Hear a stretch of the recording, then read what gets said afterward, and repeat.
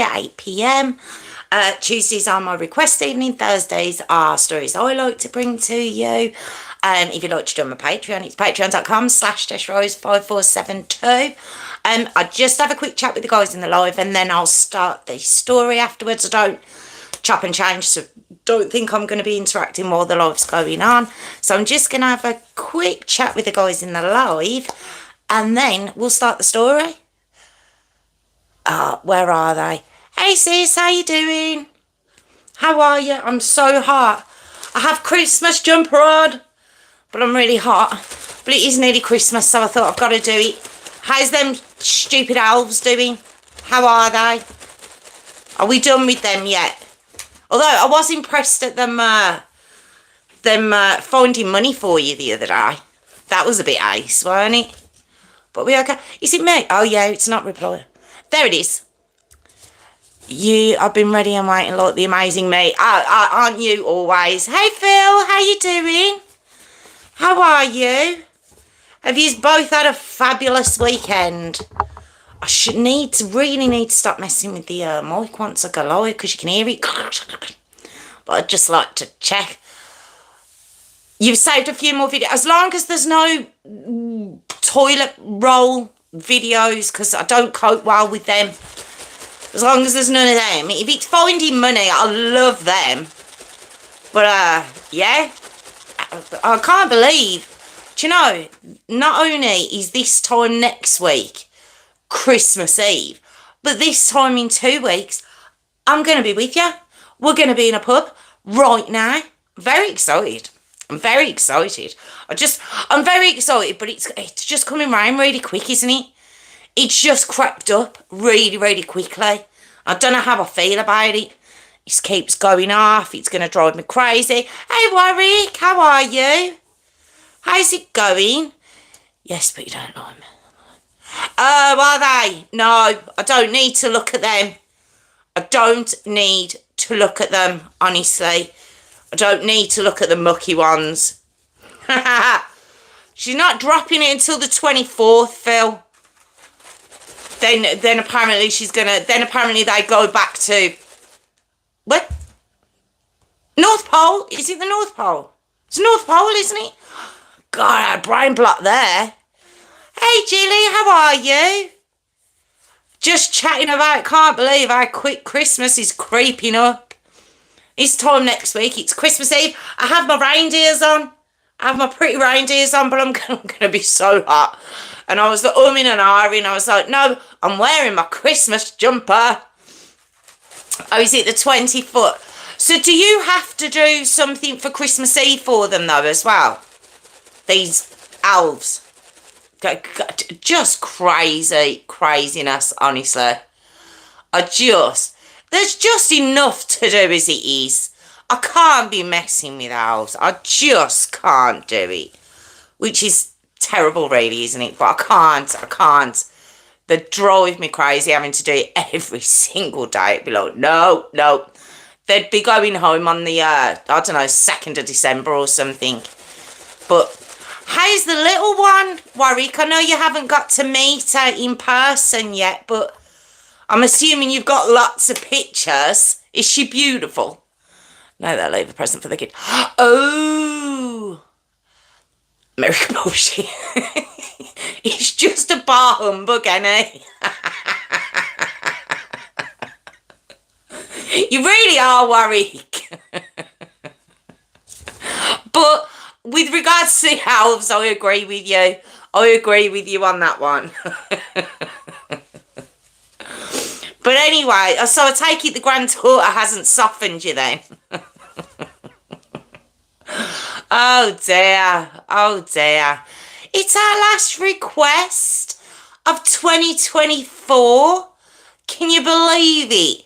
It's our last request Tuesday and Thursday's our last live of 2024. Can you believe we've been doing this for, so when I break up it'll be October, November, December.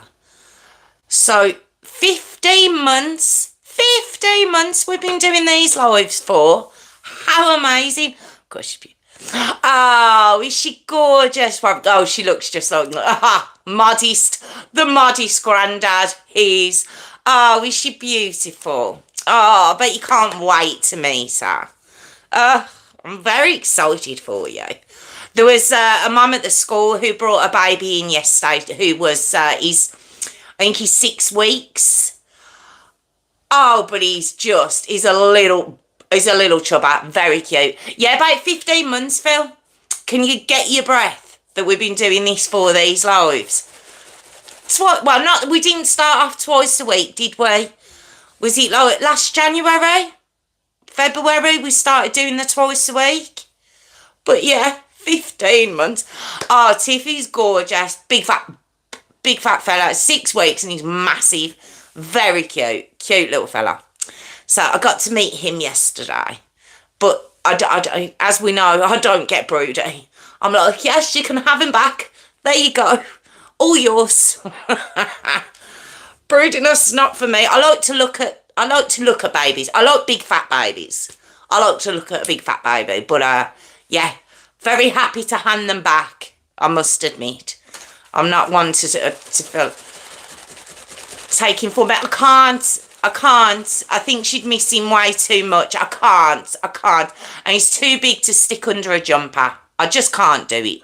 I'm sorry. I'm so sorry. But he's adorable. He's very cute.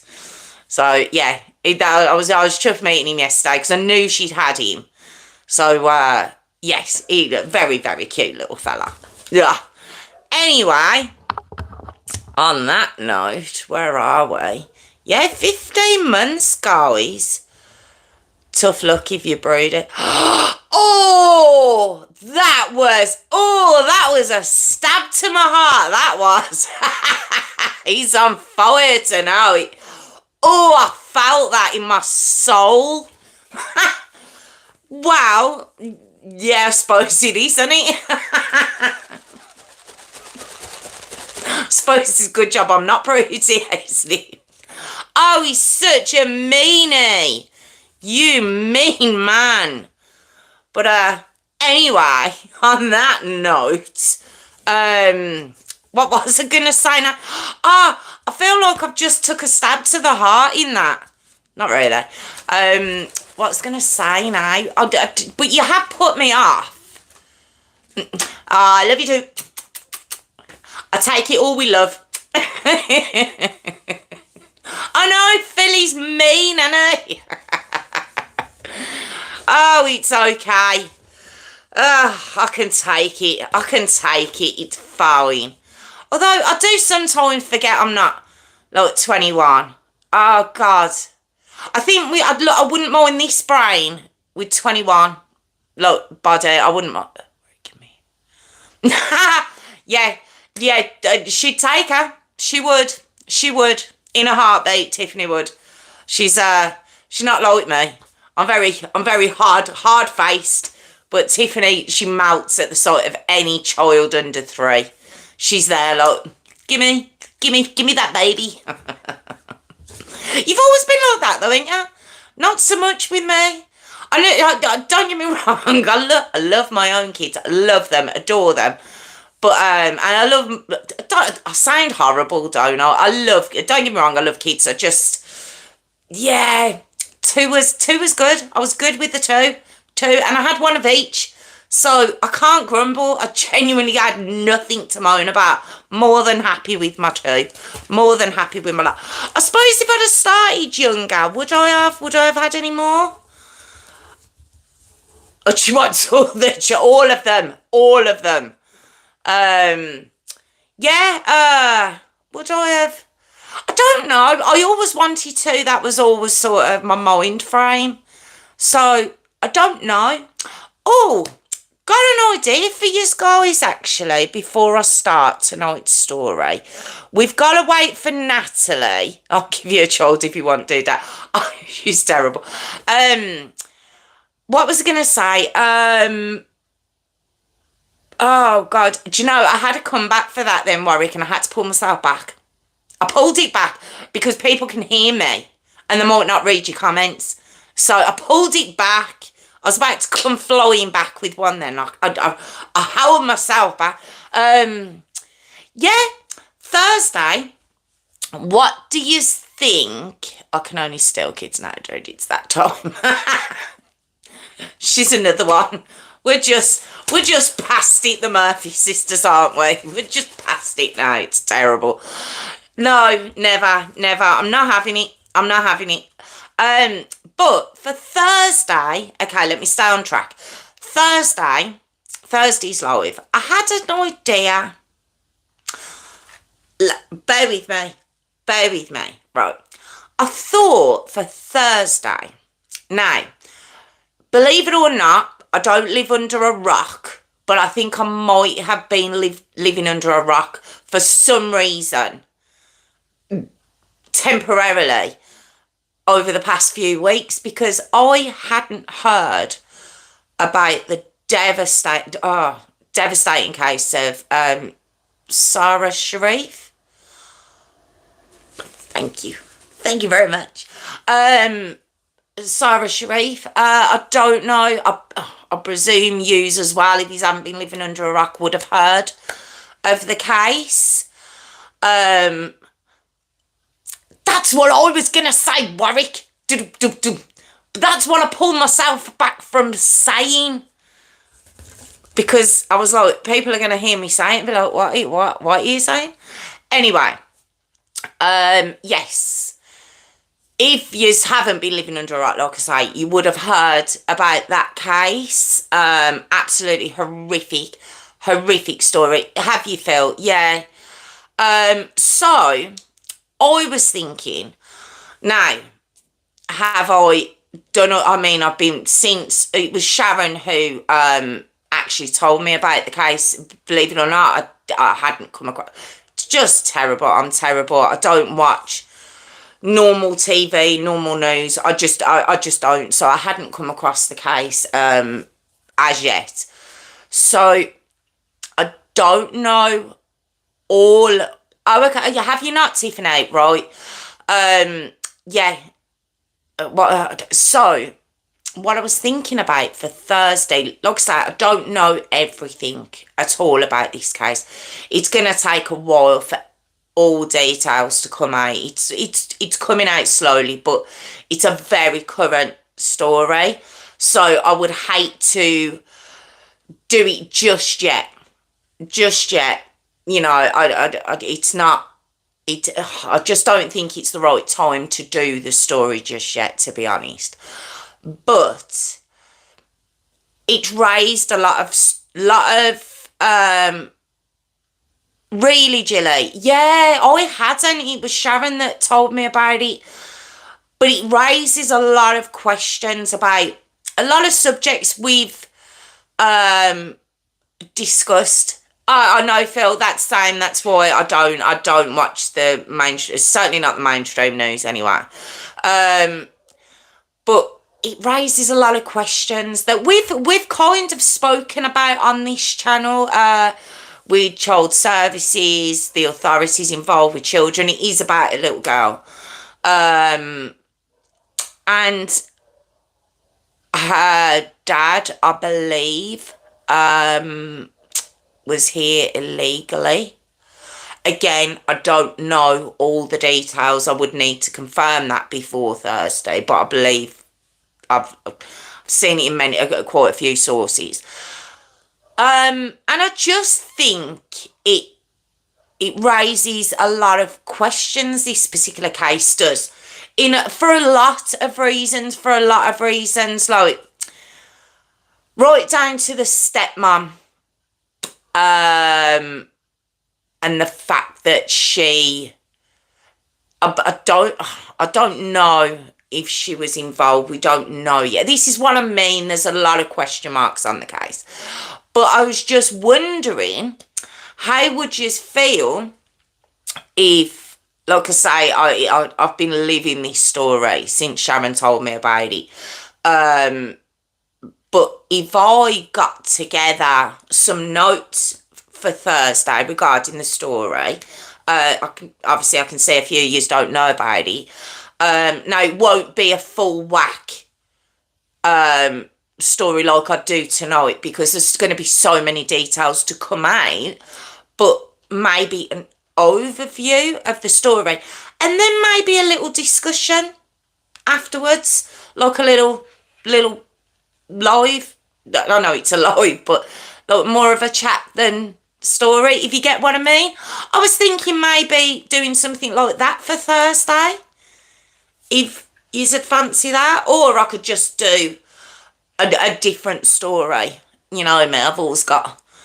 We're never going to be short, are we? Which is horrific. So yeah, what do you think? Yeah, I just thought for the last one of the year, maybe have a little chat about it. Just a couple of not points. That's the wrong thing I'm thinking of, but conversations to have, not just about the child services, because like Warwick said, lessons learned. That was terrible. But there was something that came to me about the case, believe it or not, that made me think something. I was like, ooh, I don't know. I bet you could, Warwick. Right, okay. Should we do this then? Should we do this for Thursday? So what I'll do is I'll do an sort of an overview of the case, just for people who don't know about it. I'll upload it, but it won't be an official story. I'll get everything I've got together, and then we can have a little chat about it, because I've got questions, guys. I've got questions, and I just think it'd be good to have a little chat about it. I do, just for the last evening. I just thought something a little bit different. So if you are up for that, we could do that on Thursday. I thought maybe. So yeah, okay. If you are up for that, we'll do that Thursday. Well, I've kept Jess now for nearly 20 minutes, and I haven't seen Natalie. So unless she's crept in where I haven't seen her, I'm going to have to start. It is Natalie's request. So I'm going to do it anyway. Maybe, obviously she's got tied up, and she'll catch up later or tomorrow or something. So we'll just begin the story. I don't know if you know this one. Oh, God. I'm assuming that you would have heard it. Okay. Just normal sleeves, but there we go. It's a long one. It's a long jumper. I think you've seen this one. I think I've worn it. I think I wore it the one year. I've had it a couple of years now. Right, okay. So, as we've been doing, I'm going to do a little intro and then start the story, guys. So, thank you. So, okay. Good evening, everyone. Welcome back to my channel, True Crime with Jess Rose. I'm here every Tuesday and Thursday at 8 p.m. Tuesdays are my request evening. Thursdays are my stories I'd like to bring to you. I'm here live, so it'd be lovely if you could join us. If you'd like to join my Patreon, it's patreon.com/JessRose5472. Or you could just like, comment or subscribe. I'd really appreciate that too. But yes, I'm going to begin the story now. Oh, God. Okay, as I put in the title, it is 3 trials, exclamation mark. And you're going to understand why the exclamation marks are there, okay? The upsetting Damilola Taylor story, okay? Now, if you're from the UK, and I don't know, any older than, 30, you will know this story. Obviously, younger, you may know it too. I'm just saying to know it in when it happened. Mind you, you're going to be 6 then, so possibly older than 30, but I remembered this story very vividly when it was requested. Absolutely, just so sad. Okay, so Damilola. Well, that's a good start, isn't it? That was a fabulous start, that was. Damilola, sorry, Do you know what it was? I was looking at his second name, so I do apologise. Damilola Olufemi Taylor. Okay. Now, Damilola was born on the 7th of December 1989, and he was born in Ikosi, Kitu, Lagos, Nigeria. Okay, that's where he was born. His mum, Gloria, dad, Richard Taylor. I doted on this little boy. He was the youngest. He was the youngest of three, to an older brother called Tunde, and an older sister called Bemi. Okay, now the family themselves, just a lovely, lovely family. Very happy in Nigeria. Their dad worked for the civil service. He was, they were quite a, I wouldn't say, would you say well off? They were very comfortable as a family, they living a really nice life. And little Damilola, who they called Dami, okay, he was just the apple of the family's eye. He really was. He seemed just a really kind, outgoing, happy boy, loved football, and very clever though, very, very intelligent. It would seem from interviews I've seen of Richard, who's Dami's dad, it would seem that education was very high on the list of priorities for his children.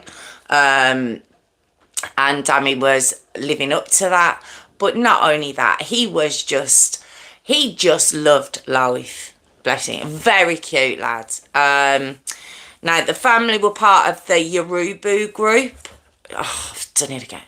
Yoruba group. I'm so sorry. I'm butchering this today. Now, Damilola was the baby of the family, as I've said. He went to the Wisdom Montessori school, and his dad, in the interview, said he was like an adult in a child's body. He was like an elderly man in a child's body, and he gravitated towards older people as well. Dami did. He just seems a real lovable boy. Loved football, as I've said. Very positive. Had a huge, well, the whole family did, but had a huge faith in God that surrounded their family. Now, as I've said, they lived a very good life there, but and education wise as well. But medically, the medical field where they lived, I don't think was, let's say, as advanced as maybe is here and in America. That was the gist I was getting from the interview, from the conversation. Now, Bemi, obviously Damilola's sister, she had epilepsy, and she really wasn't getting the treatment that she needed in Nigeria. Okay, so in August of 2000, the family ended up moving to Peckham in South London in the UK.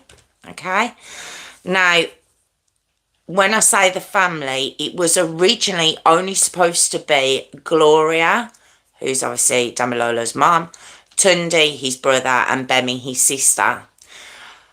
Damilola himself, at this point, he's 10 years old, and he was supposed to remain at home because of his studies and everything else.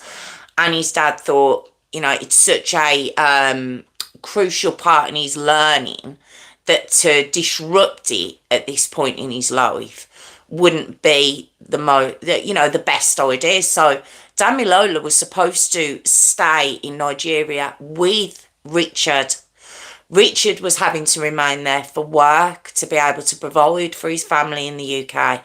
So Damilola was just he wasn't having it. He just begged. He really wanted to come to the UK. He wanted to be with his brother and sister and his mum.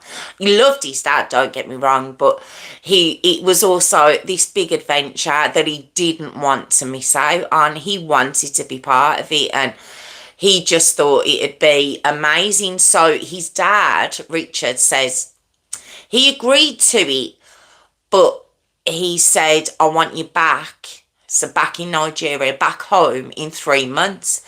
So with that agreement in place, Gloria, Tunde, Bemi and little Damilola travelled to the UK. Now, like I say, they moved to South London, Peckham.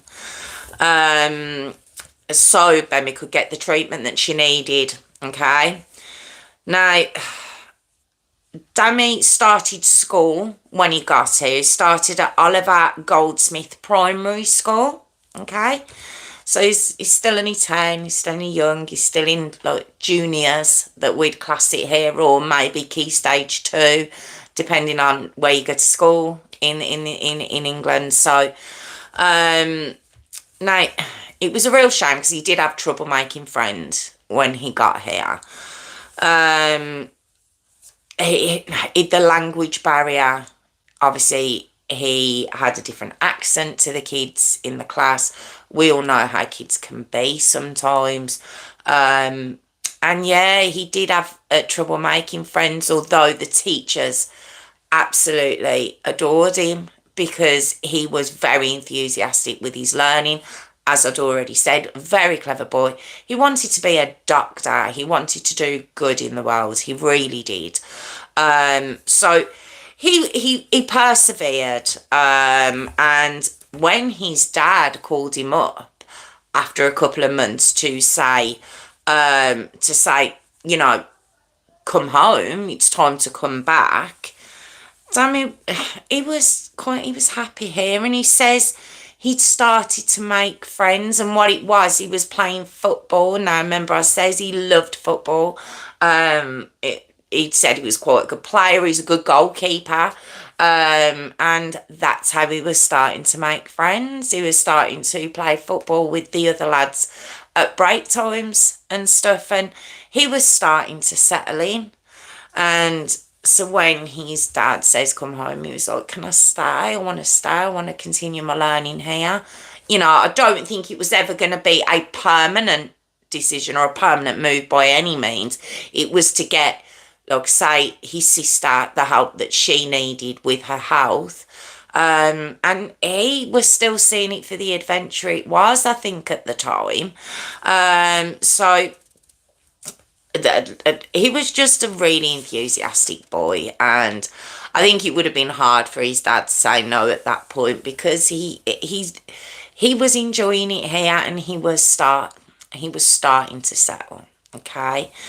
Now, the family, I've said, lived in Peckham, which is South London. They moved into a flat there, and it was on the North Peckham estate. Now, unfortunately, the estate they'd moved on to was plagued by poverty, crime and violence at that time. Okay. It really wasn't the safest place to bring up your family. Unfortunately, it was the gangs around there at the time. It was quite dangerous. It genuinely was, and Dammy and his family were as well as he was getting on in school. He had told his mum a couple of times that he was getting picked on the way home by some of the gangs around the area where they lived.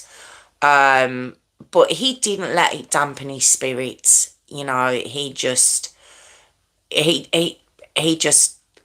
that's what I mean. He was just such a happy boy, and I suppose he just thought if he could avoid them, maybe he'd be okay. Now, Dammy had joined a computer club that was held after school at the local library, and it genuinely was local. His school and the library were literally, I I believe it was about 400 yards, just over from his home. So it was all quite nearby. Now, like I say, the whole family had experienced hostility from some of the estate, not all of them, but from some of the people on the estate, their neighbours. They were resented a little bit. Their accents were getting teased, and yeah, I can imagine it was quite difficult for them. But it also shows a testament to them as well. You know, in order, they were living a very nice life in Nigeria. You know, they really was. And to help their daughter, you know, and get her the help she needed, they left that life in order. And, you know, it wasn't the nicest place they could have moved to, basically, is what I'm trying to say. So it was the gang culture at the time. It really was. It just made it a really dangerous place to live. Not just for the Taylor family, but for many families living around there at that time. It was quite dangerous around there. The gangs would terrorise the local residents. You know, it was just very sad. It's hard to talk about in the sense of, you know, you can give the excuse that the youths joining the gangs, you know, may have felt because of the poverty and everything else that they were living in, they had no other choice. So it's like a vicious cycle at that time, I believe. I say at that time, you know, gang culture is rife everywhere. It's rife everywhere in the inner cities. It really is. It doesn't matter if you're in London, Birmingham, Manchester. Gang culture is a thing everywhere. So when I'm saying at the time, it's because I am talking about in 2000. But it doesn't mean to say that it doesn't exist now. Okay? Anyway, we get to the November the 27th, 2000. All right? And after a normal day at school, Dammy went to the nearby library, like I mentioned, for computer club, which he absolutely loved. He loved it there. When he talked to his dad, you know, he spoke to his dad every day, and when he talked to him, he'd tell him about it. He really enjoyed going to that club. But the problem is it is November, so of course it gets dark very early. So he leaves the library at 4:51 p.m. and it is dark. Okay, when he leaves, he is only 10, but it is nearby. Like I say, he's quite an independent little fella. And his mum was there waiting for him to come back to have his dinner and stuff. So he should have been able to just walk back home. He should have been able to do that quite safely. But with only just under 400 yards to go, he bumps into a local gang of youths. Okay. Now remember, I said he'd been getting kind of bullied around that area.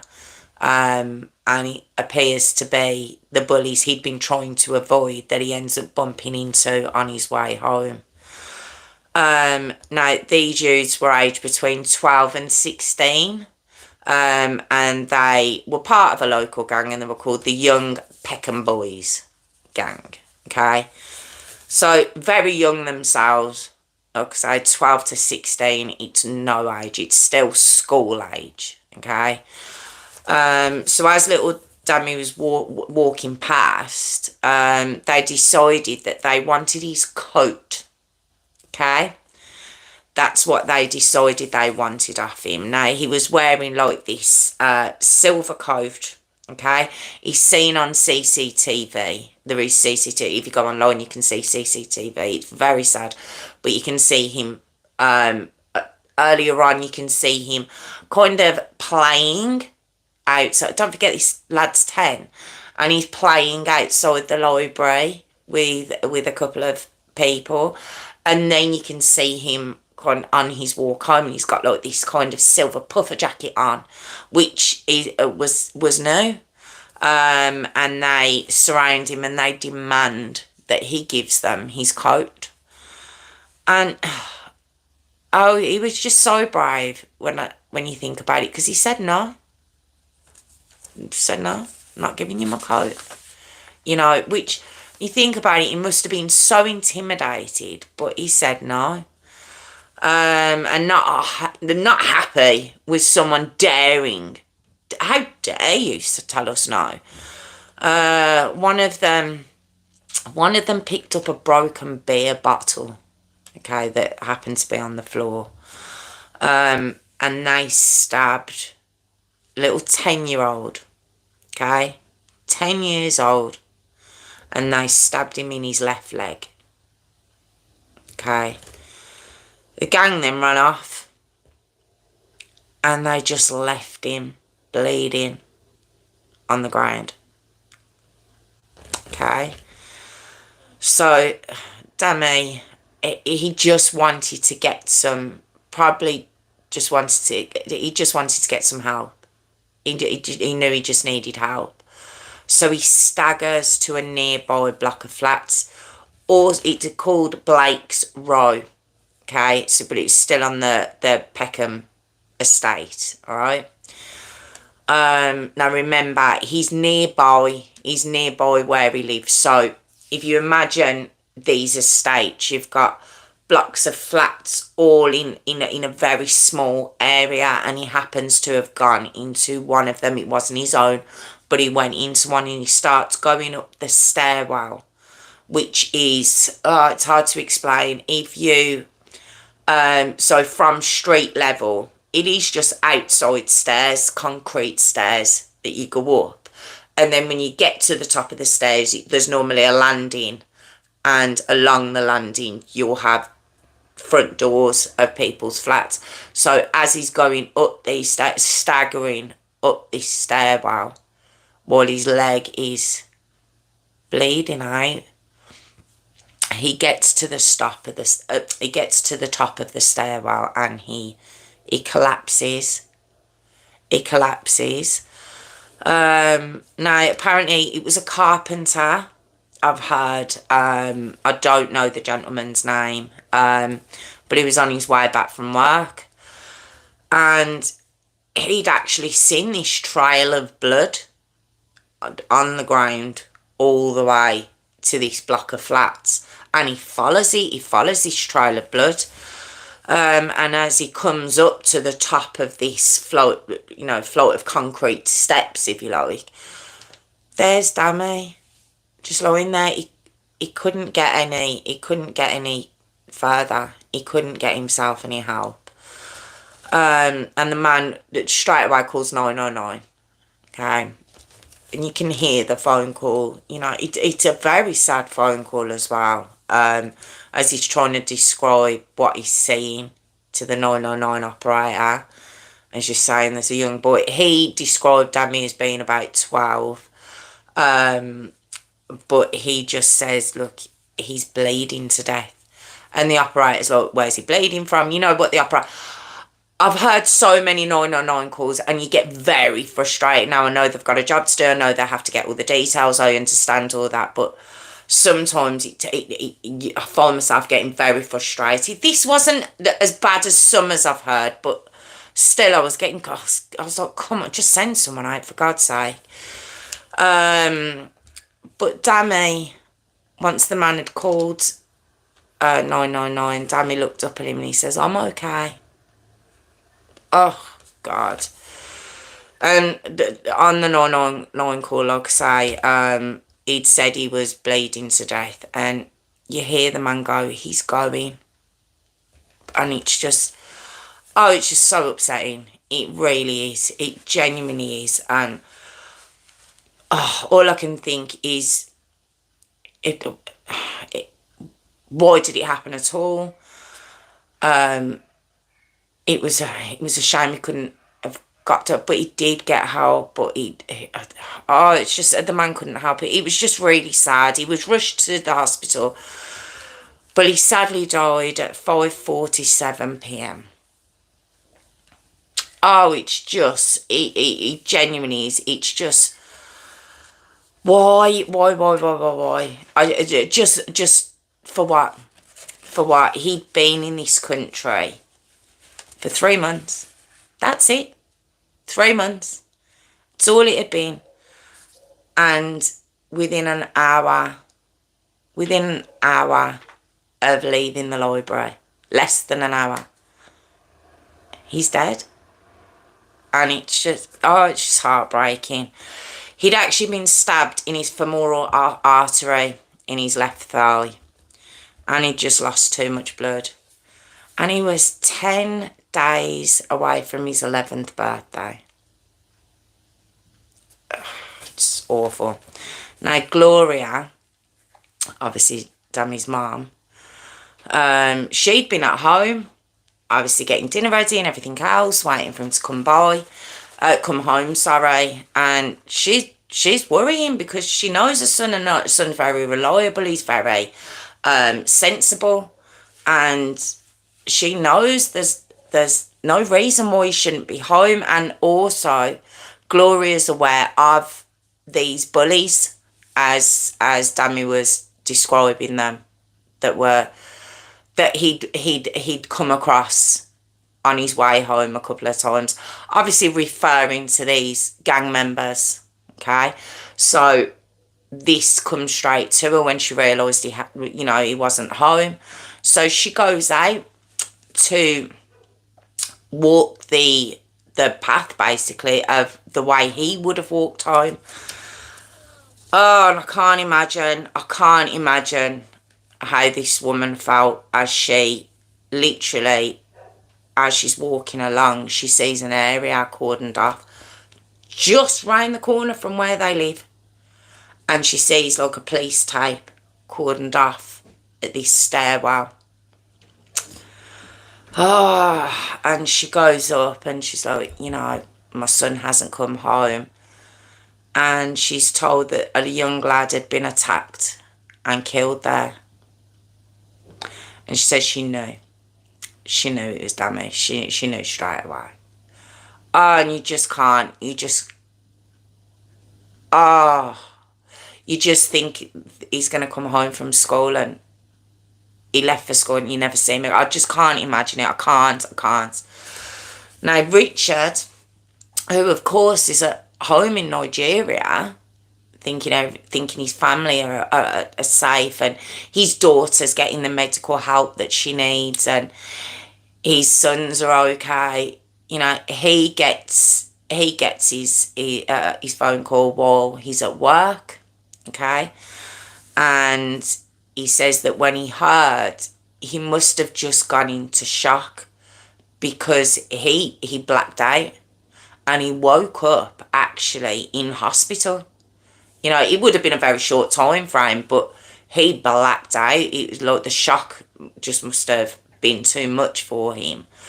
But when he came round, of course, flights booked, and he comes straight over to the UK to be with his family. Now the media, they quickly got wind of the story, and pretty soon the news went from local to nationwide, literally overnight. It was just, I think it did go international, this story did, because it was just this poor boy who's come from Nigeria. And it wasn't for a better life that you sometimes hear in these stories. They had a perfectly good life in Nigeria. It's just the medical procedures, especially for their daughter.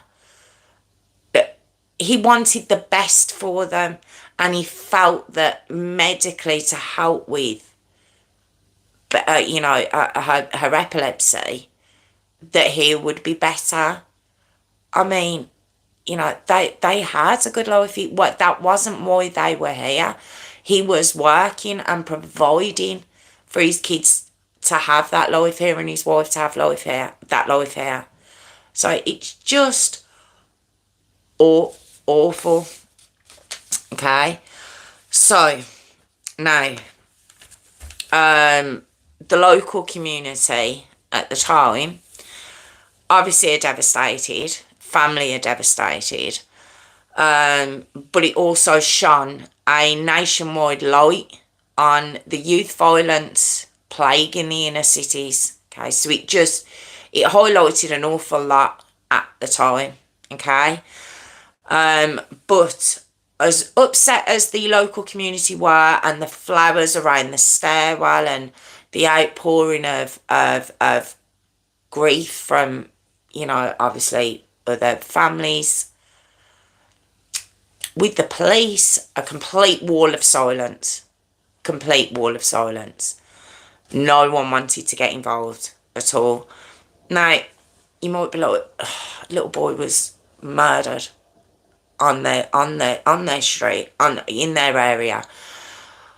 But through fear of obviously retribution from these gangs, don't forget, a lot of these communities live in constant fear from these gangs that rule these neighbourhoods. Okay, and they couldn't, the community couldn't be certain that if they helped the police, that they would get the youths that were involved in this. They couldn't be certain of that. And even if they picked them up, there's nothing to say they wouldn't let them back out onto the streets. And then where does that leave the people who've come forward? So I do get it. I do understand. So, the crime scene evidence at the time as well was botched by the police. Apparently they weren't used to collecting evidence from youths involved in these sort of crimes, that baffled me. Now, eventually they pulled in 11 suspects, 11, but they released them. There was no evidence to keep them there, apparently. Now, there was a memorial service held for Dami on what would have been his 11th birthday. Ugh. And it was held at the local church that Gloria had became a part of, and the family became a part of when they moved from Nigeria. And Gloria and Richard were just, they couldn't speak at the memorial. Richard says he said all this period of time was just a blur, just a complete blur to him. He didn't really want to talk to, he certainly didn't want to talk to the press. He didn't really want to talk to anybody. His whole world's just been blown apart. So it was actually Tunde, which was Dami's older brother, that spoke at the memorial. And I've seen a clip of it, and it's heartbreaking. It's absolutely heartbreaking. He just about held it together. Very, very, very sad. Really sad. So, 8 months later, okay, now we get into July 2001, thereabouts, and a 14-year-old girl comes forward, all right? And she claims to be an actual eyewitness to the murder, basically saying she's seen it and she saw 4 youths running away. Okay, that's basically what she comes forward to say. Now you might be like, why did she wait 8 months? But again, like I've mentioned, people were scared to come forward. So, you might think, well, maybe that's what took her time. The 4 youths she named, okay, were aged between 12 and 14. All right. So now, as the title said, there was 3 trials in this murder, okay, to try and get justice for Damilola, okay? And the first trial was on January the 30th, 2002, all right? So, this one, the trial got dismissed in this case, all right? Okay?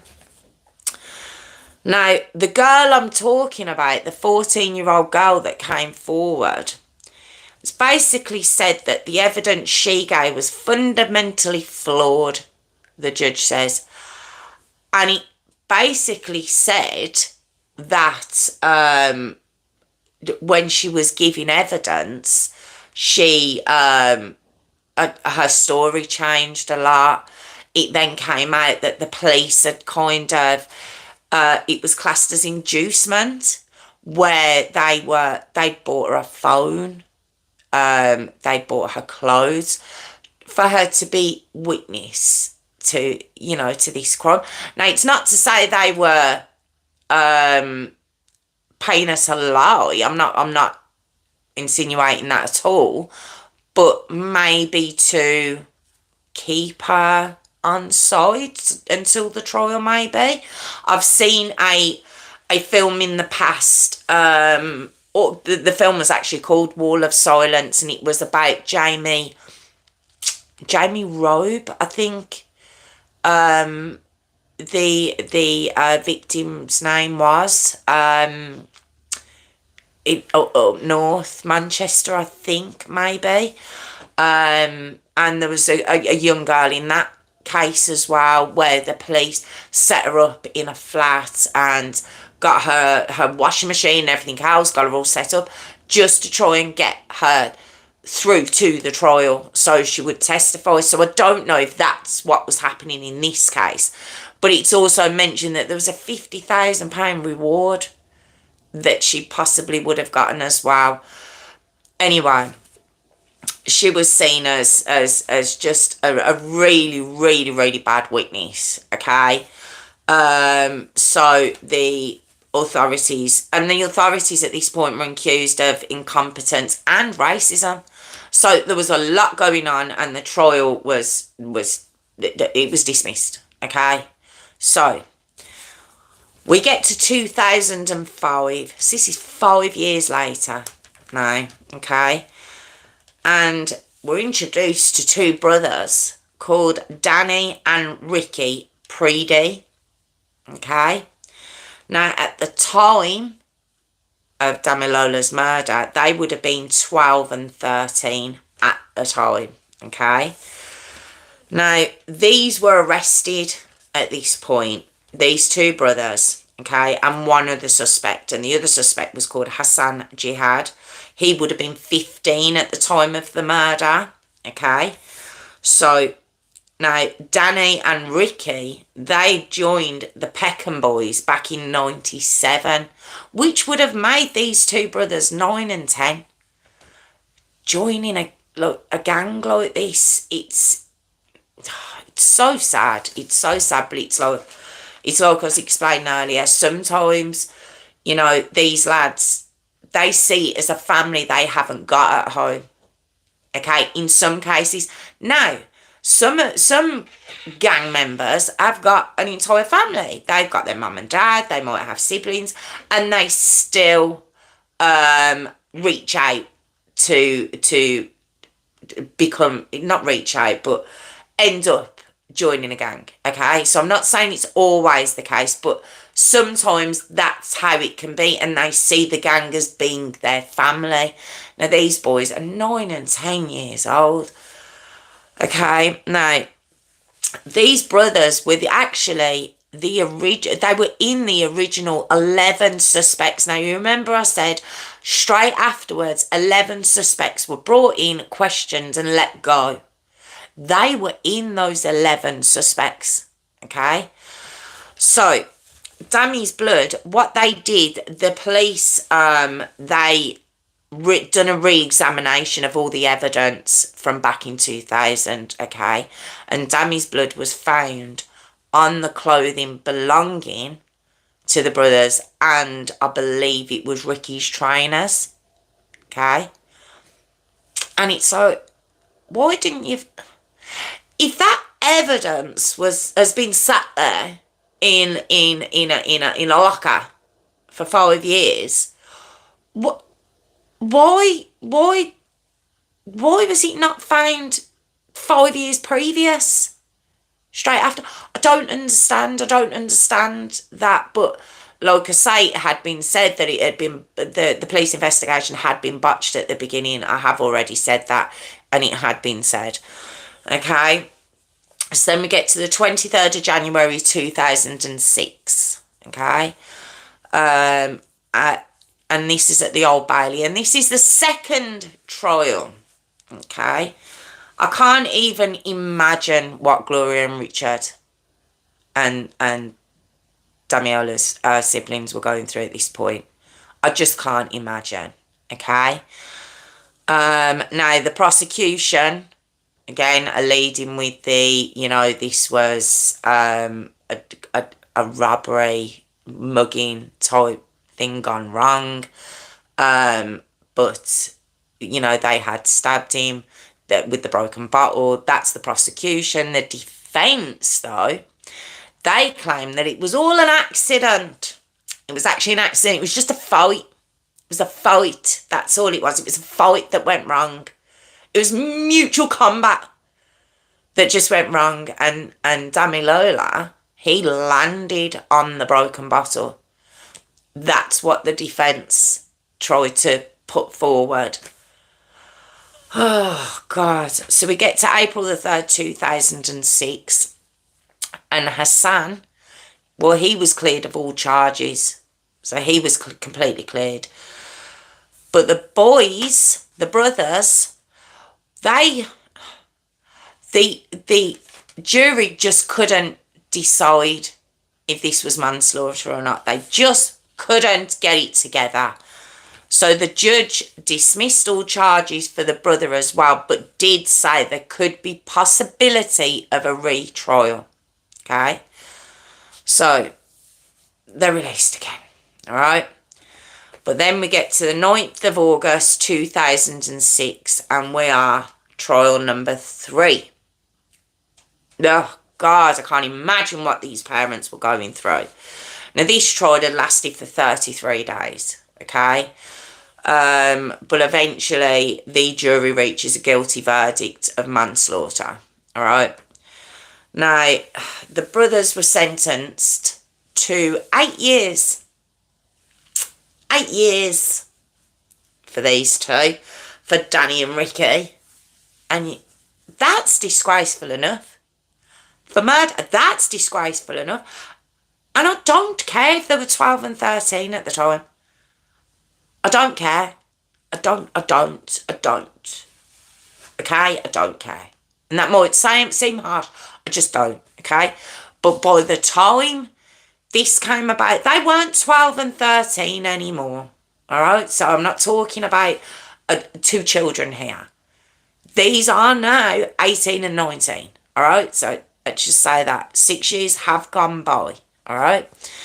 Now, the reason it had to be manslaughter is no premeditation could be proved, basically meaning they hadn't brought the bottle with them.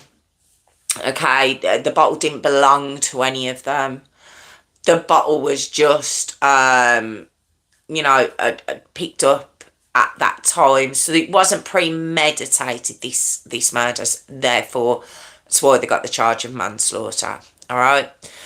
But the pair of them, both of them, had actually been released by 2011. Danny was released in 2010 and Ricky was released in 2011. They did 4/5 years apiece for murder of a 10-year-old baby. Oh, God. Now, both of these two have returned to prison since for breaching their licence conditions for various reasons, fighting, violence.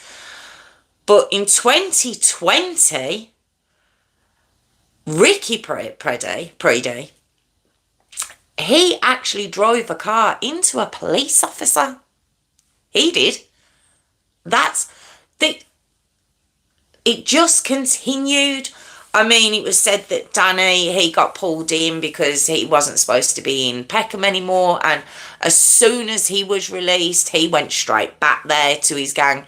These were never ever gonna learn from their mistakes, it was said that when they were convicted, and the judge had handed down the sentence of 8 years, Ricky was screaming out, making a whole big thing, saying you've got the wrong person. He was glaring at the prosecutor. It wasn't me, I'm innocent, the whole shebang, And then in where are we? 14 years later, runs over a police officer. So was it because they went to prison and they met bad people, or is this who they always were? I'll leave you to draw your own conclusions. That's all I can say about that. Now, in May 2001, okay, the Damilola Taylor Trust Fund was set up in Dami's name. Okay, and it was a trust fund for opportunities and support for youth from poor and disadvantaged backgrounds, and it campaigns for social justice. It's they've done really, really good things. Really good things in the past 23 years. It's a huge trust now, and they're involved in many things, and organising art, help with kids who are interested in art and music and sport, and helping them, funding that. It's an amazing trust. It really is. Now, April 2008, Gloria, Damilola's mum, passed away, which was 2 years after I don't even know if you can say got justice. I don't know. I mean, it's justice as in the perpetrators were caught, but it was said that they really wasn't happy with the sentence that was handed down, and you wouldn't be, okay? But she did pass away. Like I say, April 2008, and then on the 23rd of March this year, Richard Taylor passed away from prostate cancer. So that's Damilola's dad. Passed away this year, but he'd spent all those years,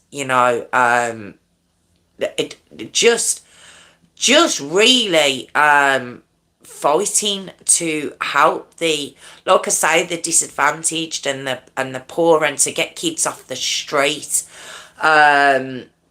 Instead of hanging about the streets, should I say, to give them youth clubs and places that could go that they're interested in, like I say, with football and or any sport and music and all the arts. He wanted to give these young kids who find themselves gravitating towards these gangs somewhere else to go, something else to do, something positive.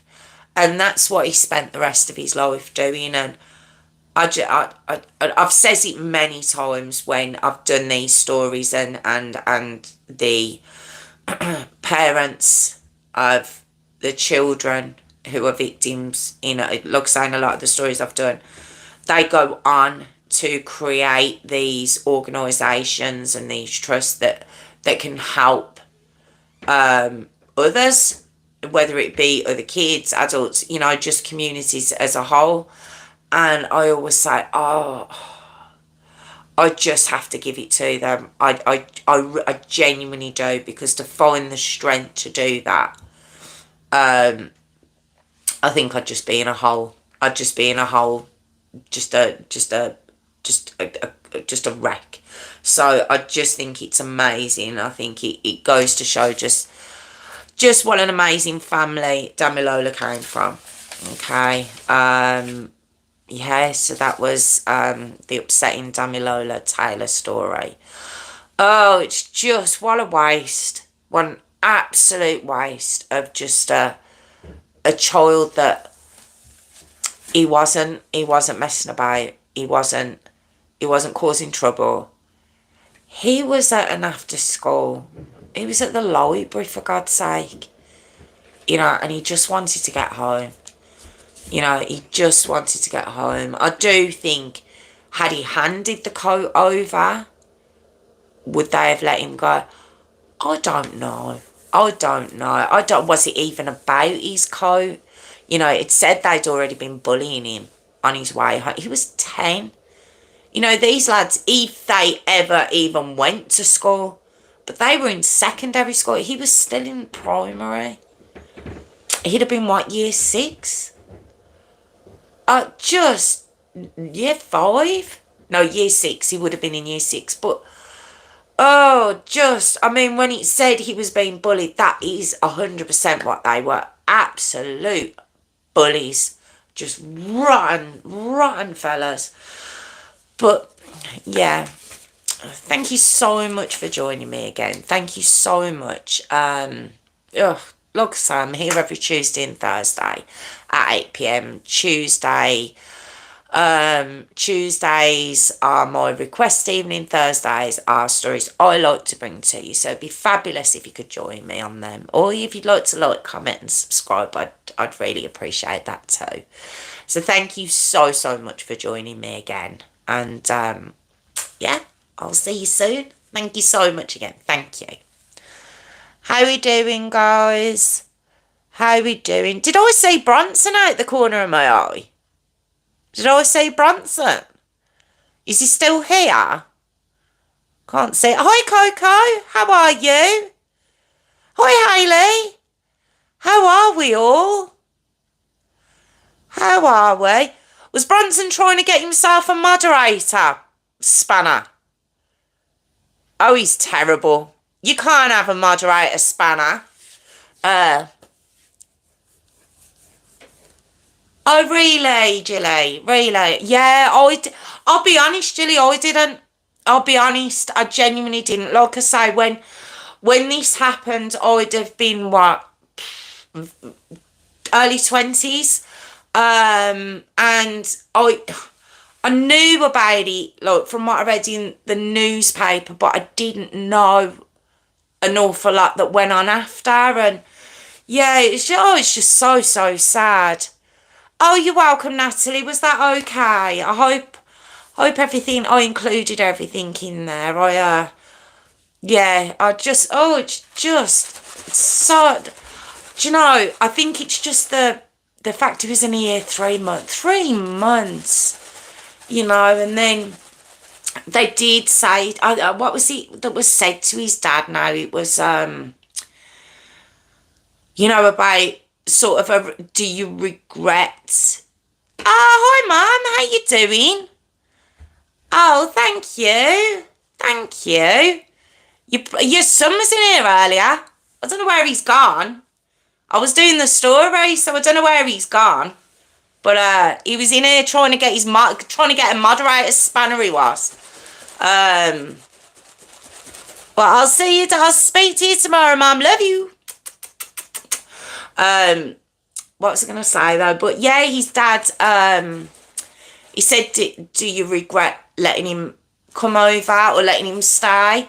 And I think they're a very religious family, and they just says that, you know, his dad said, you know, it's kind of fate, kind of I think he just felt that was just what was meant to be, I suppose. Just very sad. Was you really, Natalie? What, in 2000? Oh, it's just awful, isn't it? It just... See, the 11 was I to listen. Is he not listening? Has he been rabbiting? Is that what he's been doing? Yeah, I'm sorry to hear about that. So sorry to hear about that, Natalie. Yeah, it's just... So how old are you then, Natalie, if I've asked you before? It's just awful. I think... I wouldn't go as far as say as was bullied, but yeah, it's just... I don't understand people who get a kick out of making someone else miserable. I don't get that. I don't understand that. I don't understand that mentality. why that makes you feel better. I don't understand. Right, oh okay, right, oh God, what an awful time as well. And yeah, like Warwick says, how is your daughter? How's she getting on? Oh, 13's just an awful, it's just, it's that time period, isn't it? Sort of, say, 10 to 16. It's just such a, oh, it's just a minefield, isn't it, for the kids and parents, you know, trying to navigate your way through and navigate your kids through. It's just, oh, it's just awful. Yeah, I don't, what kick are you getting out of making someone else miserable? I don't get that. They do. They absolutely, that's very true. That's very true. It's just, oh, I don't know. Yeah, because there's always a few of them, isn't there? It's never normally one. It's never normally one that does it. Although, I did have a girl, and I was very young. And she was very, oh, really, Coco? Oh, I love that age. They're so cute. They're a nightmare. Sorry, they are not. If your child isn't a nightmare, yeah, it's in the post. Just letting you know. I'm sorry to break that to you. Loneliness loves company. Warwick.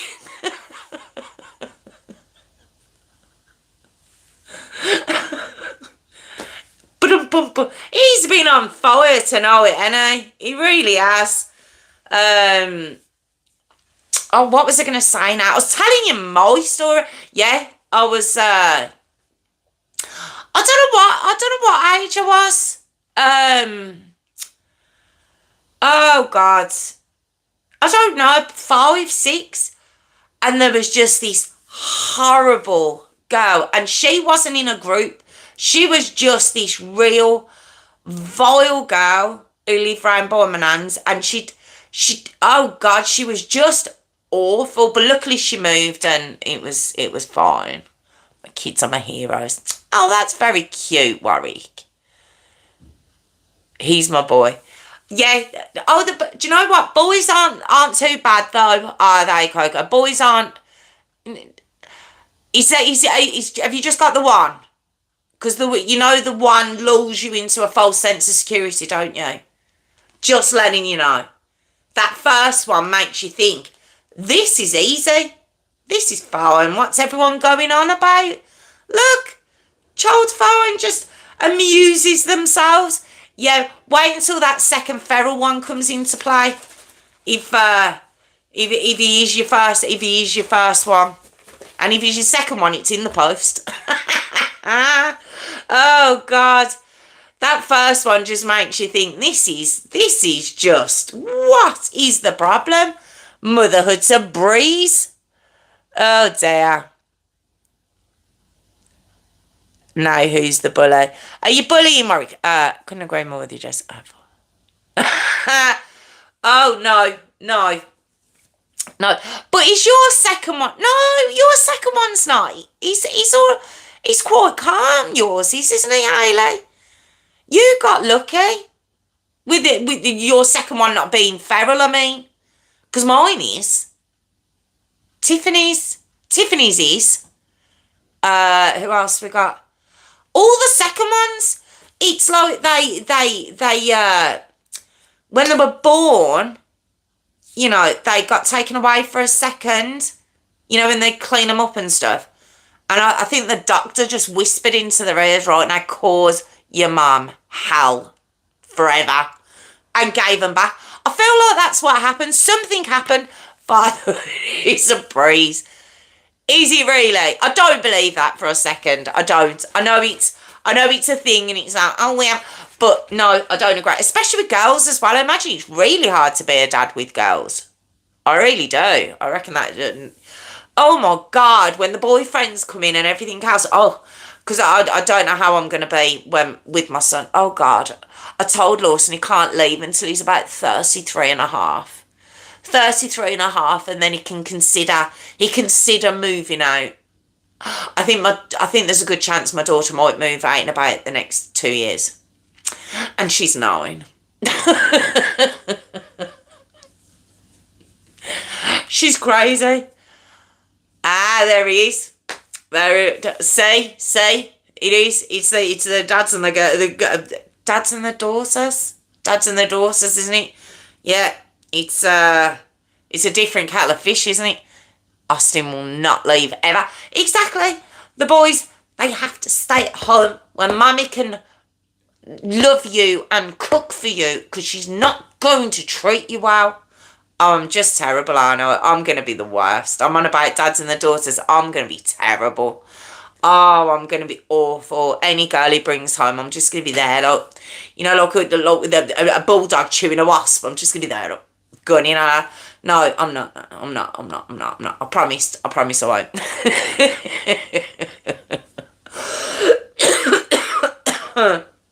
No, I promise I won't. Hi, Jerome, I'm going now. You're crazy, but that's okay. I'll let you off. How are you? How are you doing? I was just saying we've only got one more of 2024, so you have to be here on time on Thursday. And got one more before the new year. Oh, I'm glad you're okay. But yeah, I'm almost... I said, let's go French. No, don't ever let her in your house. Ever. Let them say that. Absolutely not, Warwick. Ever. It's not allowed. It's not allowed. They're not allowed to sow. There's no oats anywhere. None. Oh, God, I'm itching. I'm getting irritable. I'm actually getting irritable at the thought. It's like, leave my boy alone. But anyway, on that note, before everyone thinks I'm crazy. Oh, God, honey, no, really? Oh, no. See, you had a girlfriend when he'd have been about 8. All girls are tramps when it comes to my boy. Yes, all of them. I don't care who they are.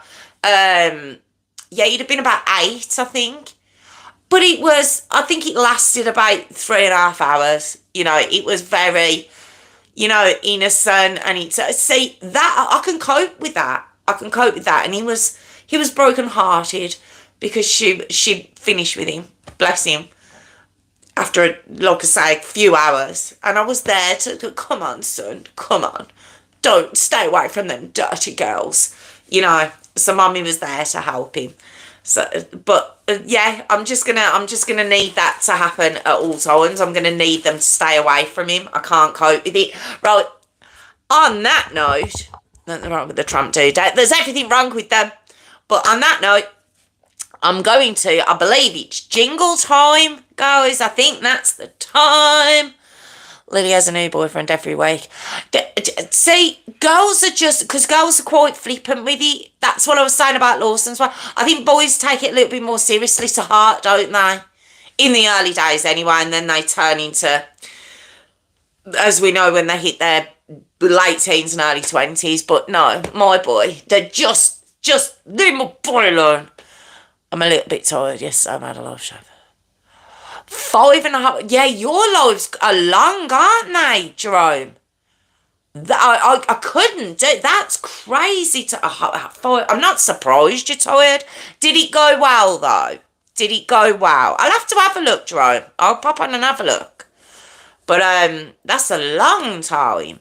And yes, Phil, it is jingle time.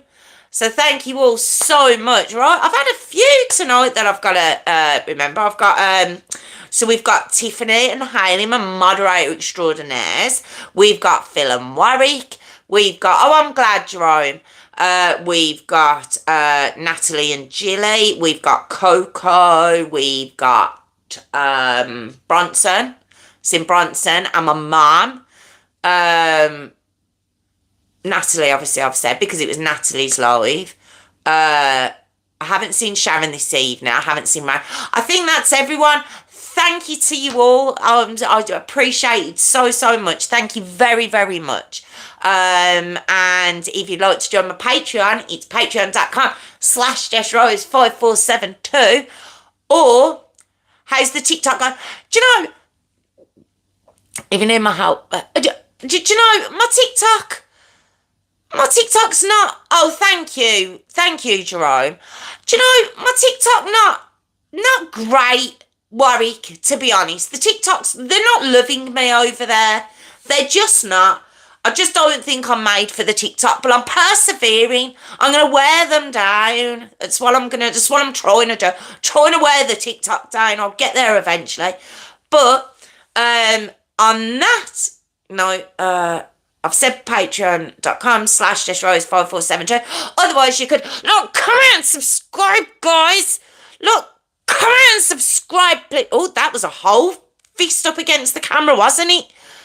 When you come over. Thank you. Help me with the TikTok because they hate me.